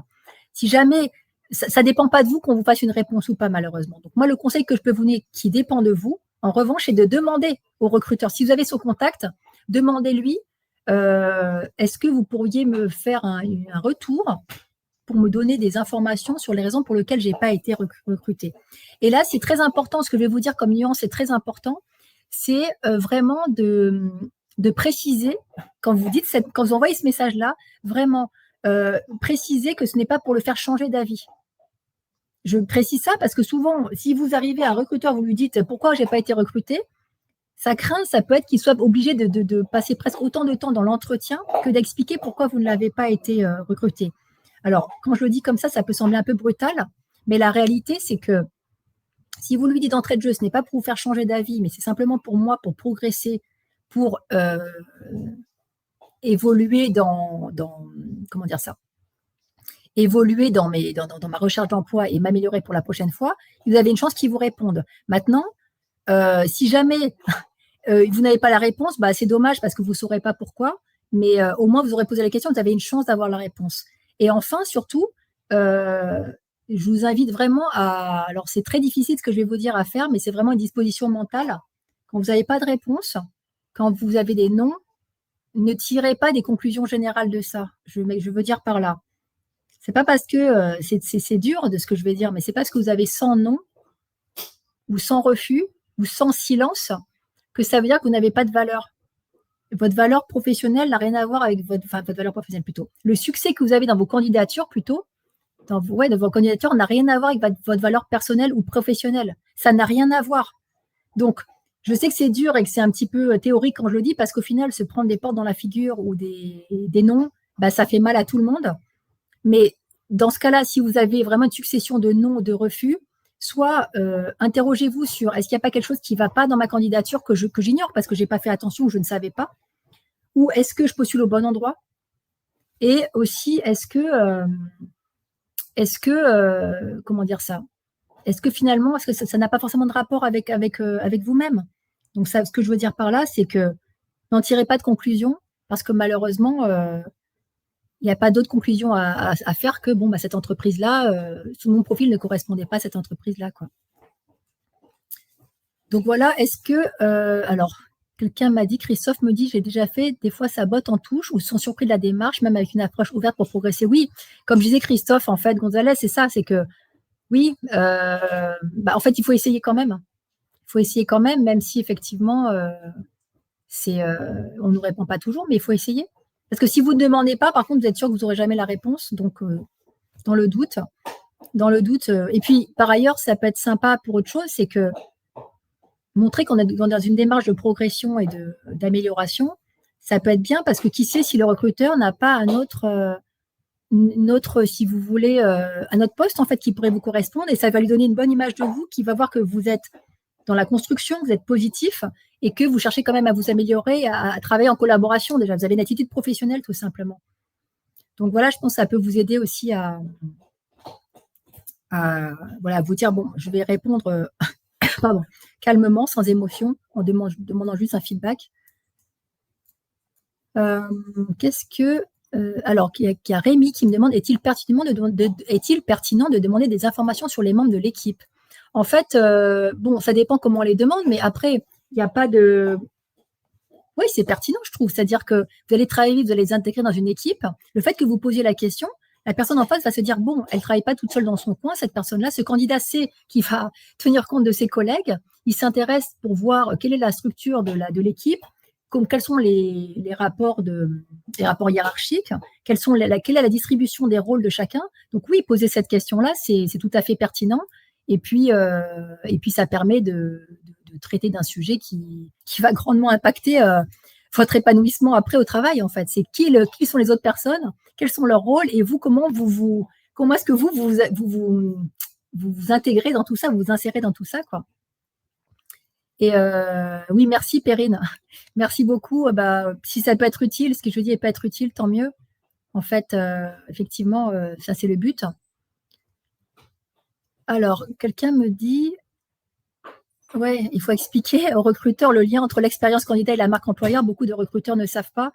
Je ne sais pas si beaucoup de recruteurs ne savent pas, mais en tout cas, moi, je sais que c'est un impact énorme parce que moi, quand je parle avec des candidats, ils sont tous un peu, il y en a beaucoup qui sont un peu traumatisés des entretiens ou des silences ou du silence des recruteurs ou des refus sans raison ou des entretiens qui se passent mal. Alors, c'est pas pour dire que les recruteurs font mal leur travail toujours, bien sûr, parce que parfois, vous, en tant que candidat, parfois, le recruteur peut avoir le sentiment que vous aussi, vous faites pas votre boulot, entre guillemets, dans le sens où, comme j'ai dit tout à l'heure, vous n'apportez pas toutes les informations utiles et pertinentes au bon moment et on a l'impression de galérer pour décrypter, en fait, pourquoi vous êtes là et pourquoi il faudrait vous recruter vous plutôt qu'un autre.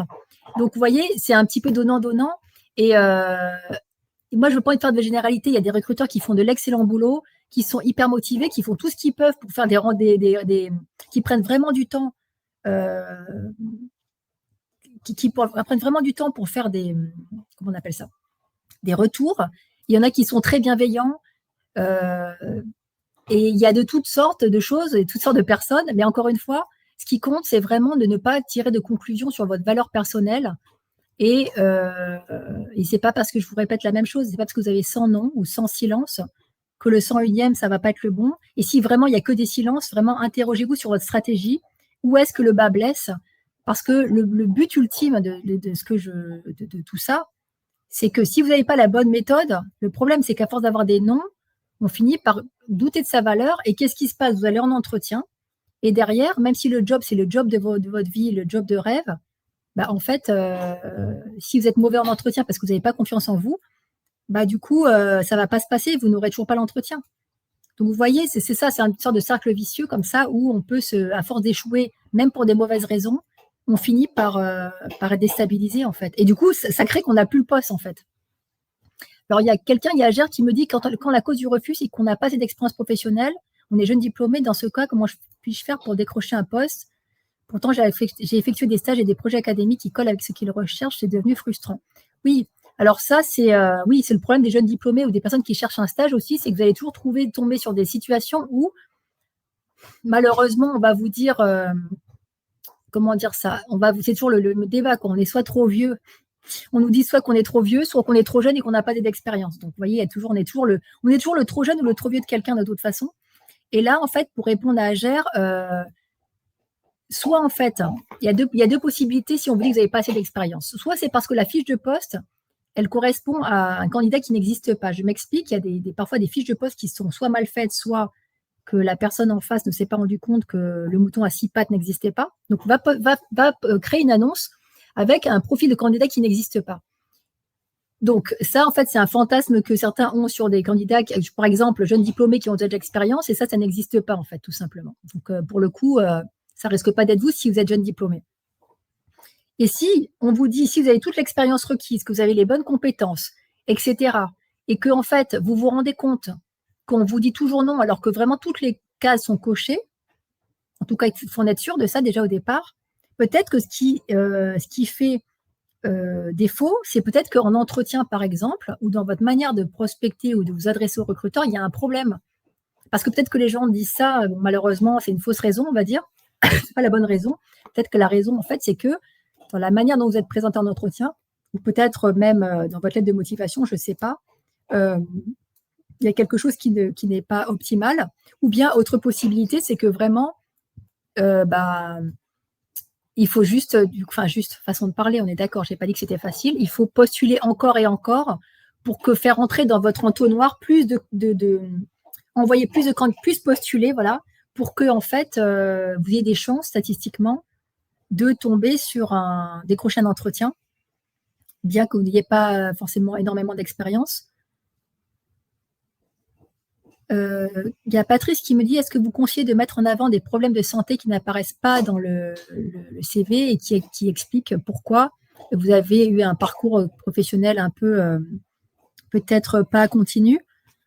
En fait, moi, j'ai envie de dire, pourquoi pas? C'est-à-dire qu'en fait, si effectivement, vous avez eu des longs moments d'absence, par exemple, parce que vous aviez traité, comment dire, une maladie ou quelque chose qui vous a bloqué dans votre parcours professionnel, disons que si le recruteur va se poser la question, parce que sur votre CV, par exemple, il apparaît que quand vous avez quelques mois, années de vide, peut-être que si vous pouvez répondre à la question et qu'aujourd'hui vous êtes tout à fait disposé à rejoindre ce poste-là, oui, vous pouvez l'expliquer sans s'apesantir, mais ça peut lever le frein éventuellement. Ou bien peut-être que si vous voulez prendre, ne pas vous casser la tête, peut-être que ce que vous pouvez faire, soit vous l'expliquer de manière très succincte pour expliquer, voilà. Mais après, en même temps, si ça, il y a plein de gens qui n'ont, par exemple, pas eu un parcours professionnel continu pour des raisons autres que la maladie, par exemple, et qui ne l'expliquent pas plus que ça. C'est-à-dire qu'après, ça peut être à vous de le dire en entretien si vous le voulez, si on vous pose la question. Et puis, vous n'êtes pas obligé de le mettre tout de suite d'entrée de jeu, le dire tout de suite, parce que vous voyez, ça permet de. Je veux dire, peut-être que vous pensez que ça va être vu par le recruteur, mais peut-être qu'en fait, lui, il va même pas faire attention à ça, parce qu'à côté de ça, peut-être que vous-même, vous aurez tellement vous avez tellement bien argumenté sur tout ce que vous allez apporter aujourd'hui dans votre prochain poste auprès du recruteur que lui, il va même pas voir ça, quoi, vous voyez. Donc, ne vous mettez pas des barrières dans la tête tout seul, en fait, parce que si ça se trouve, là, le recruteur n'a même pas vu voyez, ce détail-là, en fait, qui pour vous a compté dans votre vie, mais qui pour lui n'est finalement entre guillemets, un détail, si je peux dire, dans votre, dans votre parcours. Moi, je dirais que si je peux résumer ça, vous voyez, un CV, on dit que c'est un curriculum vitae, donc c'est un chemin de vie. En fait, moi, je dirais que ça serait bien que le CV soit orienté plus vers le job qu'on va avoir après, parce que ce qu'on a fait par le passé, c'est bien. Ça dit ce qu'on a déjà fait, mais ça dit peut-être pas tout le potentiel qu'on aura ensuite. Du coup, c'est vrai que vous n'êtes pas obligé d'expliquer tout ce qui s'est passé dans votre vie avant. Vous pouvez surtout expliquer tout ce que vous voulez proposer aux recruteurs et à l'entreprise demain, quoi. Donc voilà. Donc, n'hésitez pas. Alors, si vous avez d'autres questions, des questions auxquelles je n'ai pas répondu, n'hésitez pas à m'envoyer un message sur LinkedIn ou à m'envoyer un mail tout simplement qui s'affiche là. Alors, il y a quelqu'un qui me dit, en gros, pour les profils juniors, c'est le fait de la providence. Les recruteurs oublient que 5 à 8 ans d'études, c'est aussi de l'expérience professionnelle, même lors de périodes courtes appelées stages. Mais oui, bien sûr. C'est-à-dire qu'hélas, oui, bien sûr que les stages sont de l'expérience professionnelle. Bien sûr que les projets académiques dans les écoles sont des projets professionnels aussi, sont des expériences professionnelles. Après, moi, je dirais que j'ai observé ça pour avoir accompagné un certain nombre d'étudiants dans un certain nombre d'écoles, qu'en réalité, en fait, quand on dit un étudiant qui n'a pas assez d'expérience, c'est un peu un argument un peu facile et qui est un petit peu malheureusement, entre guillemets, parfois un peu malhonnête. Je m'explique. C'est qu'on sait très bien que vous n'avez pas d'expérience parce que vous êtes des étudiants. Donc, si on vous dit ça, c'est surtout, je pense qu'il y a d'autres facteurs dans votre candidature qui ne correspondent pas aux attentes du recruteur. Mais vraiment. Parce que c'est évident que si vous êtes que vous cherchez un stage et que vous êtes étudiant, que vous n'avez pas l'expérience requise. Donc, comme je vous dis tout à l'heure, c'est ça la difficulté quand on est candidat, c'est qu'à la fois, on demande des retours, on lit les retours que nous font les recruteurs, mais en même temps, il ne faut pas tout prendre au pied de la lettre. Alors, vous allez me dire, du coup, qu'est-ce qu'il faut comprendre de ça? Ce qu'il faut comprendre de ça, c'est que parfois, c'est vrai qu'il y a deux cas de figure. Soit le recruteur imagine que ça existe, un étudiant qui a plein d'expérience et ça n'existe pas, on est d'accord, et il ne va jamais en avoir si on ne lui donne pas sa chance, vraiment.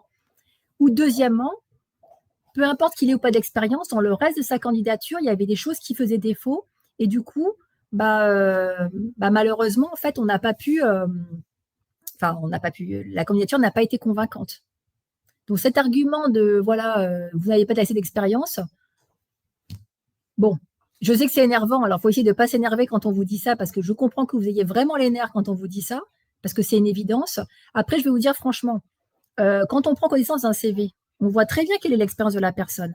Donc, si la personne, alors c'est vraiment un conseil important pour ça, si la personne vous reçoit en entretien, par définition, normalement, elle a lu votre CV. Donc, ça veut dire quoi? Ça veut dire qu'elle a très bien vu quel était votre niveau d'expérience. Donc, si après l'entretien, elle vous dit, finalement, je vois que vous n'avez pas assez d'expérience, soit c'est que vous n'avez peut-être pas bien argumenté dans l'entretien pour montrer ce que vous pouviez apporter, soit oui, vous n'avez pas assez d'expérience, mais je veux dire, ça c'est plus rare en fait, parce qu'on sait bien que vous n'avez pas assez d'expérience. Donc vous voyez, c'est toujours une problématique de est-ce que le recruteur a bien compris ce que je pouvais lui apporter et est-ce que j'ai bien argumenté en fait. Donc voilà. Alors il y a Rémi qui me dit, alors il y a Aïssa qui me dit, Il y a plein de gens qui me disent plein de choses en même temps. Alors, il y a Isa qui me dit, entre hard skills et soft skills, les recruteurs ont tendance au soft, à préférer les softs. Pourquoi? En fait, c'est pas tellement qu'on préfère les softs, en fait. C'est qu'en réalité, l'intérêt d'avoir un candidat qui a des soft skills qui sont bien développés et réellement présentes, c'est qu'on sait qu'il va pouvoir s'adapter, qu'il va pouvoir évoluer et qu'on va pouvoir le projeter soit sur une longue durée, soit qu'il va être capable de s'adapter. Et on sait surtout que les hard skills, on peut les apprendre, mais les soft skills, c'est plus difficile. Il y a des formations qui existent pour apprendre à mieux communiquer avec les autres, oui, par exemple. Il y a communiquer avec soi-même, d'ailleurs, aussi. Mais c'est vrai que en un temps court, c'est plus difficile d'acquérir des soft skills. C'est pour ça que les recruteurs vont bien être vigilants sur le fait de est-ce que vous avez des soft skills adéquates et est-ce que vous êtes comment dire, est-ce que est-ce que vos compétences comportementales, est-ce que votre façon de vous comporter va permettre de vous intégrer facilement, de travailler en équipe, de communiquer sur vos projets, de communiquer sur vos résultats, et va permettre tout simplement de faire avancer en fait l'entreprise en fait dans le bon chemin en fait. Alors il y avait Rémi, j'ai pas répondu, qui a dit comment prouver ses qualités dans son CV. Ces qualités, vos qualités, vous pouvez les prouver, si on peut dire, de différentes façons. Par exemple, dans vos centres d'intérêt. Si vous dites, par exemple, que vous êtes quelqu'un de curieux, si vous avez comme centre d'intérêt des sujets qui montrent que vous êtes curieux et que vous avez des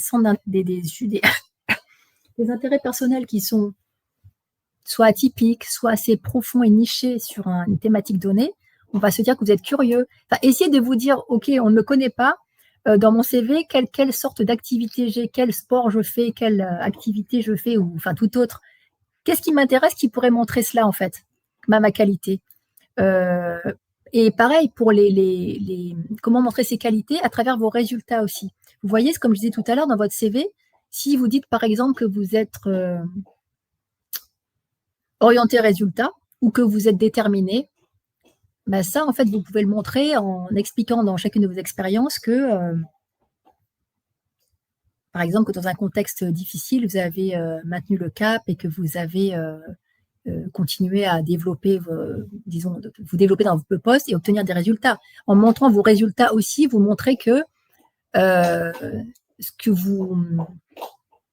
montrant ce que vous avez mis en place et les résultats que vous avez obtenus, ça montre que ce que vous dites est tangible, en fait. Si je vous dis, on va dire que vous voulez montrer que vos qualités, vos soft skills, par exemple, que vous êtes bon en communication, montrez que, par exemple, vous avez pris la parole dans des forums, montrez que vous êtes, par exemple, dans un club de sport et que vous avez une activité de coordination du club, si c'est ça. Enfin, quand je dis ça, c'est ça ou autre chose. Hein. Essayez d'illustrer ça dans la vie personnelle aussi, quoi. Vous voyez. Qu'est-ce que je pourrais, qu'est-ce qu'on m'a dit? Alors, il y a quelqu'un qui m'a dit quel argument utiliser lorsqu'on se reconvertit à 50 ans avec un nouveau métier où l'on n'a pas d'expérience. Alors là, c'est vrai que c'est un petit exercice de faire ça, même un gros exercice. Alors, si vous vous reconvertissez, il y a deux manières de faire. Soit, en fait, c'est que vous utilisez les compétences que vous avez déjà pour les mettre à profit dans votre prochain poste, soit vous vous formez. Mais dans les deux cas, c'est vrai que les compétences métiers, je veux dire, il faut soit les apprendre, soit les avoir et les basculer, les transférer dans votre prochain poste. Donc, du coup, l'argument que vous pourriez avoir, c'est de montrer tout ce que vous avez fait jusqu'à présent qui permet d'être utilisé dans votre prochain poste. Soit c'est de faire des formations et de communiquer dessus en montrant que vous êtes vraiment une personne qui a acquis le métier. Donc voilà, c'est ce que je vous recommanderais de faire. Après, à rajouter à cela, il faut vraiment bien argumenter sur les raisons pour lesquelles vous voulez vous réorienter dans ce secteur-là, pour comprendre bien que votre motivation elle est profonde et qu'on comprenne bien votre parcours et votre histoire, en fait, qu'on comprenne comment aujourd'hui vous vous dirigez vers ça et pourquoi, en fait. Et ça, c'est important. On veut savoir votre pourquoi vous êtes là, qu'est-ce qui vous intéresse dans ce poste. Et voilà, quoi. N'hésitez pas à faire ça aussi, ça va appuyer encore votre candidature. Il y a Xouping qui me dit, j'ai une question sur la notion de junior. Alors, est-ce que c'est seulement par rapport aux expériences pro en général ou est-ce que ça peut être spécifiquement par rapport aux expériences pro dans un domaine précis? Par exemple, j'ai plus de 10 ans d'expérience business development marketing, mais actuellement, j'ai plutôt des postes consultants dans des cabinets de design, sur les sujets design. Oui, bah, je comprends la question. C'est la même chose que la reconversion, entre guillemets, dont on parlait tout à l'heure. C'est que, comme je disais tout à l'heure, on est toujours le jeune ou le vieux de quelqu'un, le junior, le senior de quelqu'un. Vous pouvez très bien être, on va dire que demain, moi, je veux me reconvertir en développeur Java, par exemple, ou Symfony. Bah, évidemment, je serai junior, en fait. Peut-être que moi, je suis senior dans mon métier. Peut-être que je vais être junior parce qu'effectivement, je vais commencer un nouveau métier. Donc, en fait, qu'on soit junior ou senior, c'est pas tellement la question. C'est qu'est-ce que vous avez fait jusqu'à présent qui va pouvoir être valorisé dans vos prochaines activités et comment vous allez utiliser tout ce que vous avez comme outils, bagages et tout dans votre prochain métier. Donc, peu importe la terminologie, en fait, j'ai envie de dire. Alors, il y a Christophe qui me dit les recruteurs qui ne répondent pas n'ont pas déjà le savoir-être minimum, donc il faut se questionner si on veut travailler pour une entreprise qui ne respecte pas votre intérêt pour elle. Oui, c'est sûr, c'est sûr, c'est sûr. Bien sûr, ça peut être un indicateur aussi que vous n'avez pas forcément envie de travailler là. Après, parfois, bon, je vais me dire, parfois, c'est pas parce qu'il y a une personne qui ne vous a pas répondu que l'entreprise entière est, comment dire, n'est pas valable. Vous voyez ce que je veux dire? Il ne faut pas faire de généralité. Après, c'est vrai que ça, si à la porte d'entrée, déjà, on vous accueille mal, je comprends complètement que ce soit pas. Je comprends très bien que ce soit pas très engageant. Donc oui, c'est vrai. Après, il y a beaucoup de travail à faire sur la marque employeur, sur l'expérience candidat, et c'est sûr que ça, c'est un gros comment on appelle ça? C'est c'est un gros chantier quoi pour certaines entreprises et voilà. Il y a Émilie qui me dit: «Je suis en poste depuis presque 4 ans dans une même société avec plus de 10 ans d'expérience en marcom. OK, freelance salarié associé également, puis resalarié. Comment prouver que l'on est senior avec un grand S, même si on travaille dans une TPE? En effet, si le travail et la responsabilité est forcément plus importante lorsqu'on passe d'une société de 10 à 500, mais comment prouver qu'on est capable d'une TPE, une très grande entreprise, un gros groupe? Je vous en remercie. Bah, j'ai envie de dire, vu ce que vous avez fait, Émilie, moi j'en déduis que vous avez une grosse capacité d'adaptation. Donc, je dirais que déjà, vous pouvez argumenter sur le fait que vous avez une grosse capacité d'adaptation, puisque vous avez passé de freelance, salarié, associé, puis resalarié. Donc ça, c'est indéniable. Et deuxièmement, peut-être que ce que vous devriez faire, c'est lors de l'entretien ou lors de votre lettre de motivation, de lettre de démonstration, je vous invite à bien vous renseigner sur les enjeux de l'entreprise, ce qui va montrer qu'en fait, vous avez une pensée stratégique et que vous êtes tout à fait apte à passer des enjeux d'une TPE à ceux qui sont beaucoup plus macro, on va dire, et tout à fait différents dans une très grande entreprise à un grand groupe. Donc, vous voyez, c'est un travail que vous devez faire, vous, de curiosité et de se renseigner sur l'entreprise, quels sont ses enjeux majeurs, pour montrer que je vous donne un exemple concret. Si vous voulez travailler dans un groupe du CAC 40, montrez que les enjeux des actionnaires ou des investisseurs sont importants, vous voyez. Donc, il faut vraiment avoir cette pensée stratégique de se dire, OK, là, on est beaucoup plus nombreux, notre impact, il est là. Et là, pour le savoir, il faut tout simplement aller sur LinkedIn encore ou même sur Google et vous allez voir quels sont les enjeux, sur quoi ils communiquent en fait. Regardez sur quoi communiquent les entreprises tout simplement. C'est une mine d'informations quoi. Allez-y et vous verrez bien ce qui est intéressant pour eux. Et donc, comment vous pouvez vous positionner par rapport à ça? Merci Sandra, merci beaucoup. Merci, merci. N'hésitez pas si vous avez d'autres questions. Je suis encore là, on a largement dépassé le temps, mais si quelqu'un est encore, si vous êtes encore là, c'est peut-être que vous aviez encore des questions à poser, n'hésitez pas.